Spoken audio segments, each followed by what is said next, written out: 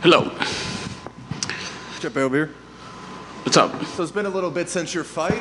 What are your takeaways from your performance?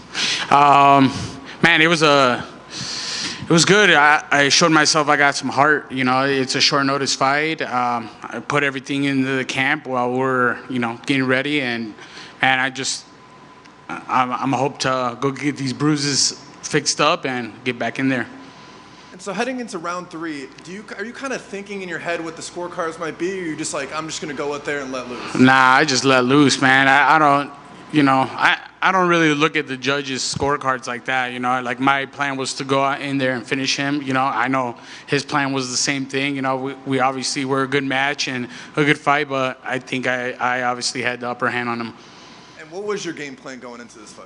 Man, just have a fight. Do me, put on a show. Be that war-ready Chepe. And of course, I know we talked about on Wednesday, from your regional experience, you have all the confidence in the world in these types of fights, but now 3-0 in the UFC, have you surprised yourself almost in any type of way? Yeah, man. To be honest, it's a dream come true, coming into the UFC.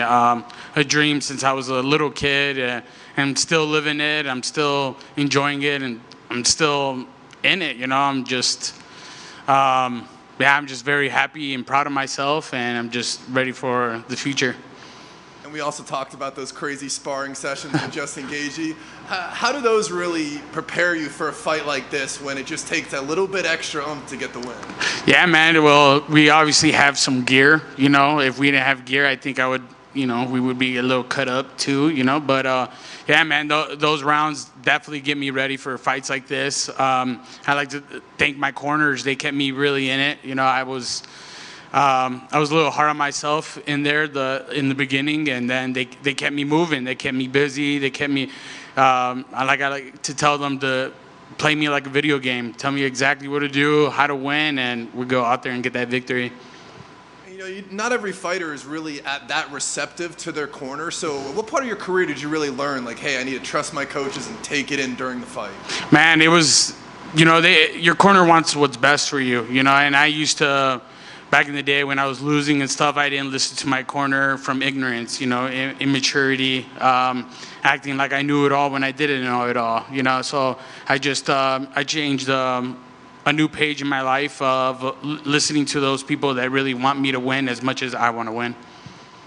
And so I don't think we heard your post-fight interview back here. Was there anyone you called out, anyone you're interested in moving forward? Man, there's a lot of guys, but the one specific ranked guy, I fought him in the regional scene, and I fought him in his hometown, and they gave it to him, obviously, and I was cool about it. I said, I'll see you again one day, and I would like to call out Mr. Bryce Mitchell. And is there any specific event that you're thinking about? Because there's a lot of upcoming fun ones, right? The Mexican Independence Day in the Sphere. There's going to be a Conor McGregor card. Anything specific you're looking forward to? Yeah, man. I'm that Mexican that deserves to be in that Sphere fight, I go out there, show exactly what the Mexican fighting style is. We go out there, put on a show, and get that win and, show the heart. Congrats on the win. Thank you. Why Bryce Mitchell, and how do you see that fight playing out? Man, I obviously, if you've do your research on me, you can see that I fought him in his hometown. What's crazy is I fought him when I found out my mom had breast cancer, and I had one of the worst cuts ever. My body locked up. I missed weight. I didn't have the proper corner. I went in there fighting like I was just floating in there, and I had him. Literally, if you see the rounds, he was literally crawling back to his corner, and I thought I won the fight.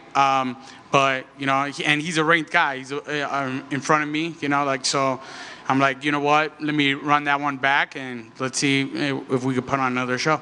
Is that a fight? I mean, granted, that fight took place back in 2017. So is this something that's been weighing on the back of your head, or is it just the fact that since you guys are both in the same organization, you're like, I can get that one back? Yeah, man. At this point, it could be him or whoever wants it. I've said yes to other ranked opponents that are higher than him, and they've told me no. So I know I'm in that mix where, I could even call out the champ and, go out there and have some fun. When the judges are reading the scorecards, how confident were you that you did enough to get that nod? Well, they gave him a 30-27, and then that's when I tell people all the time, like, we need judges to go to school for doing this. You know, like there should be classes or a certification to do this. You know, I feel like they just hire anybody to do that, or, you know, they just say, hey, you want to judge? Cool, come on, let's go.